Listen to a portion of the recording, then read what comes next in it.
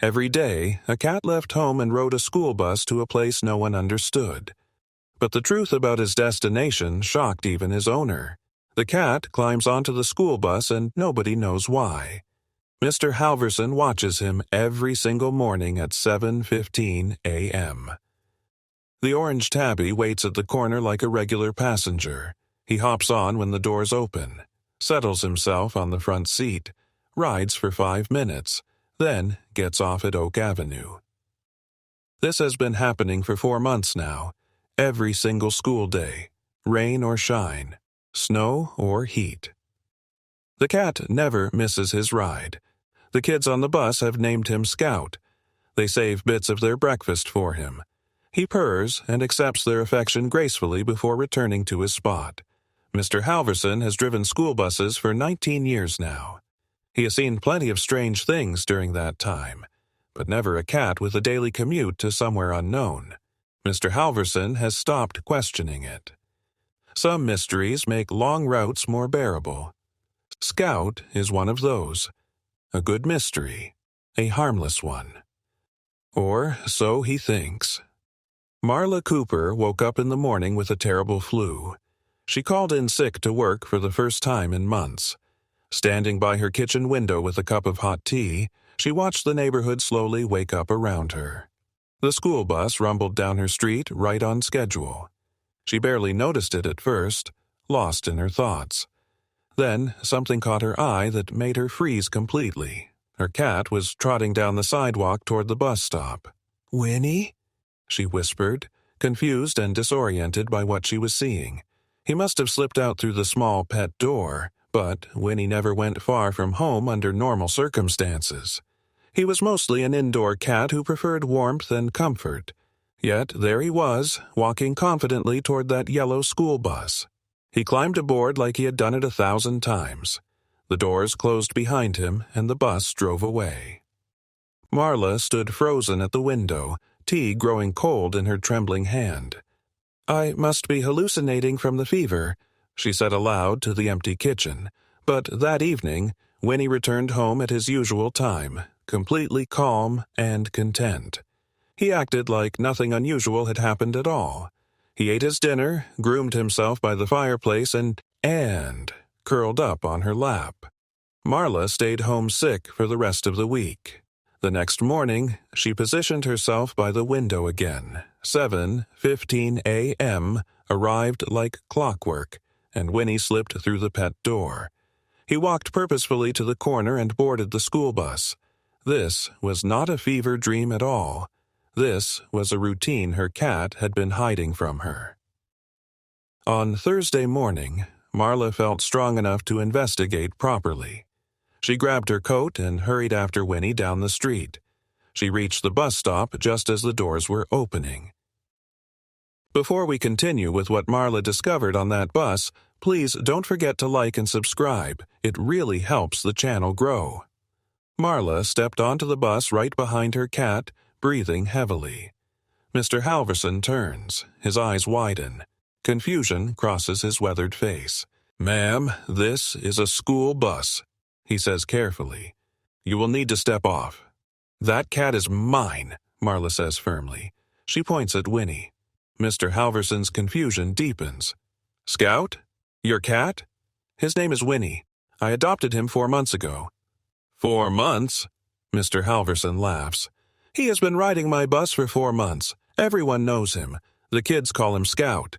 He is practically part of the route." "Maybe he got himself a job somewhere," he joked lightly. "He always comes back in the evening, though, right?"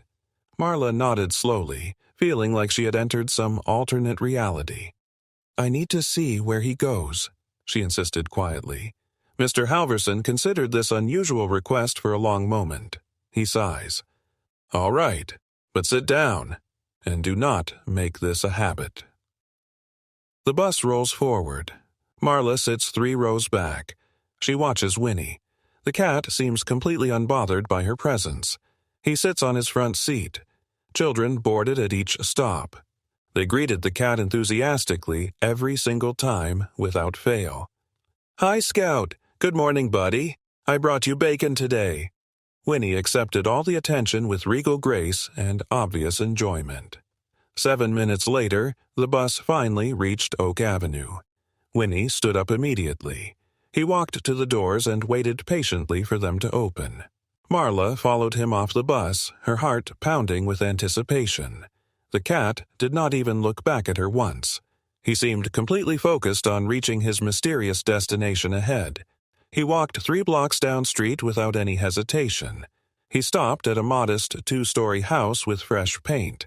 The cat scratched at the front door once, twice, 3 times. The door opened, and a man in his early 40s appeared. He had kind eyes and wore a casual sweater. His face lit up the moment he saw the cat waiting. "There you are, buddy," he said softly with obvious warmth. He crouched down immediately and scratched behind Winnie's ears with familiar affection. "I was starting to worry about you today. You are later than usual."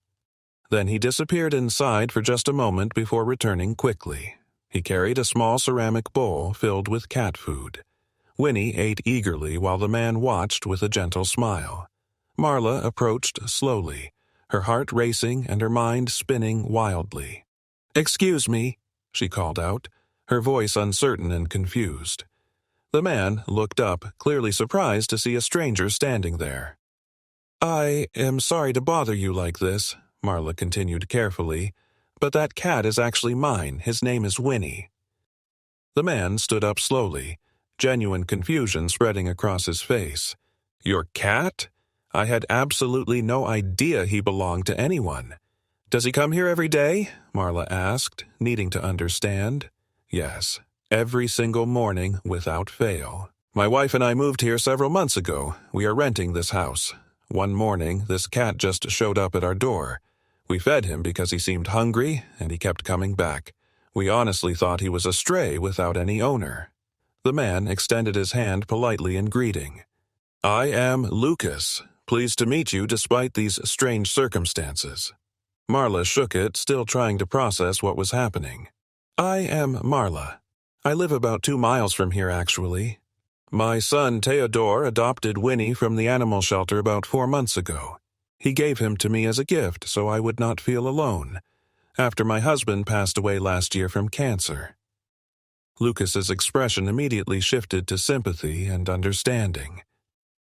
"I am so very sorry for your loss. That must be incredibly difficult." They stood in awkward silence for a moment, neither knowing what to say. Winnie continued eating peacefully, completely oblivious to the tension around him. "This does not make any sense at all," Marla finally said aloud. "Why would he come all the way here every single day, taking a school bus across town when I feed him well at home?" Lucas shrugged helplessly, clearly as confused as she was. "I honestly have no idea why he does this." Marla feels tears sliding down her cheeks. "I need to take him home now." Of course, I am so sorry. We truly did not know."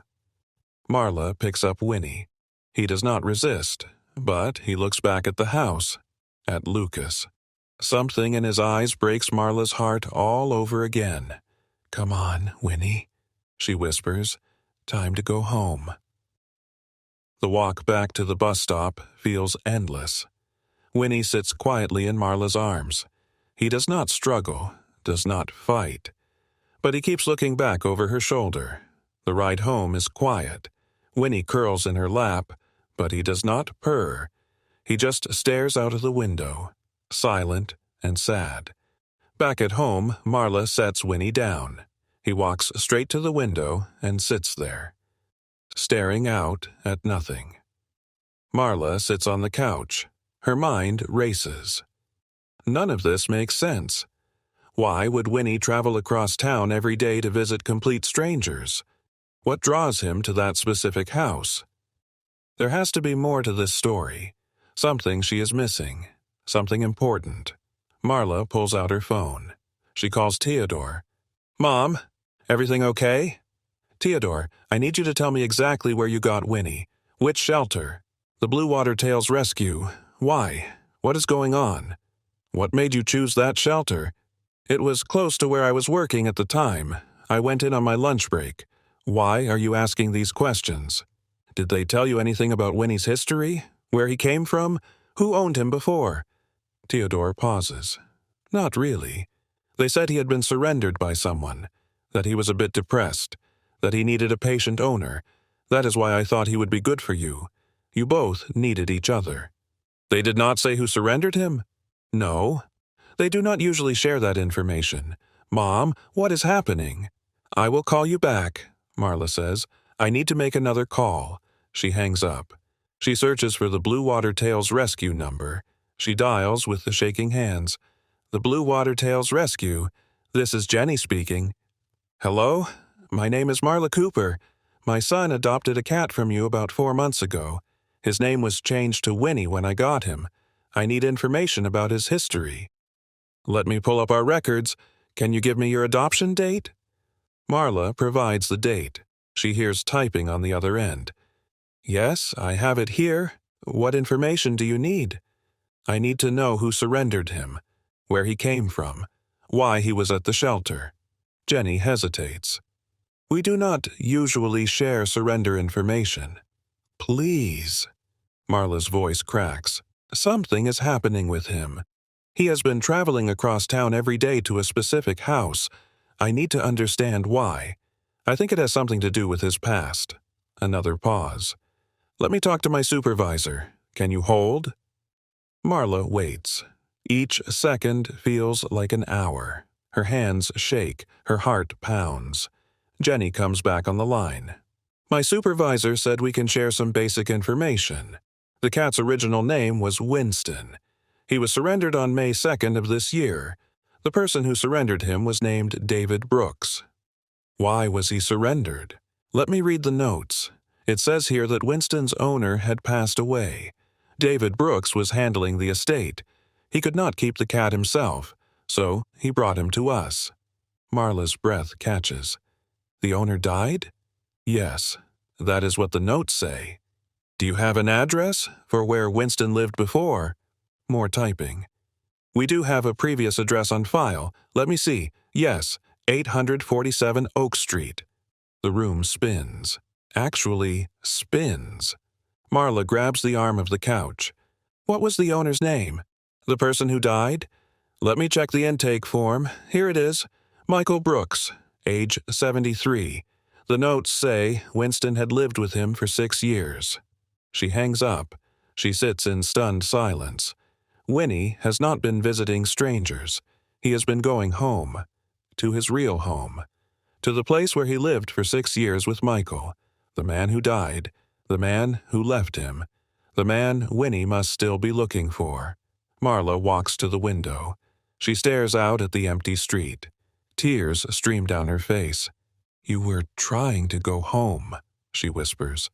All this time, you were just trying to go home. Marla kneels down. She pulls him into her arms. She holds him tight. I am not going to stop you, Marla continues. Her voice shakes. I am not going to lock you inside. I am not going to take away the one thing that brings you comfort. She sets him down gently. You can keep going, as long as you need to. I understand now. Monday morning, 7:12 a.m. The pet door flaps. Winnie leaves. Marla watches from the window, but this time she knows. She just whispers, "Come home safe." Every school day the pattern continues. Winnie leaves, Winnie returns. Marla keeps the pet door unlocked. She never mentions the journeys. She just welcomes Winnie home each evening with pets and treats and gentle words. Spring comes. The anniversary of Michael's death passes quietly. Winnie goes to Oak Street that day, but when he returns, something has changed. Marla sees it in his eyes, a softness, an acceptance. The school year ends. Summer vacation begins. Without the school bus running, Marla wonders what Winnie will do.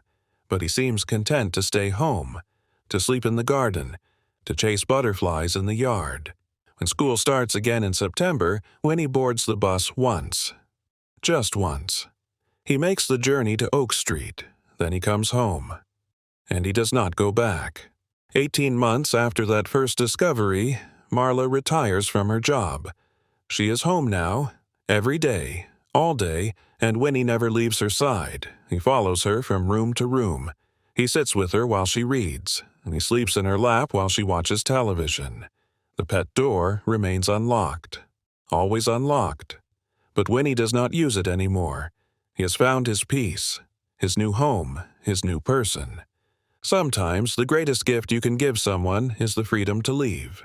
And because she gave him that freedom, he chose to stay. Because he wanted to. Because he found new love without forgetting the old. Thank you for watching this story. Please don't forget to like, comment, and subscribe. It helps me continue to share stories you will love.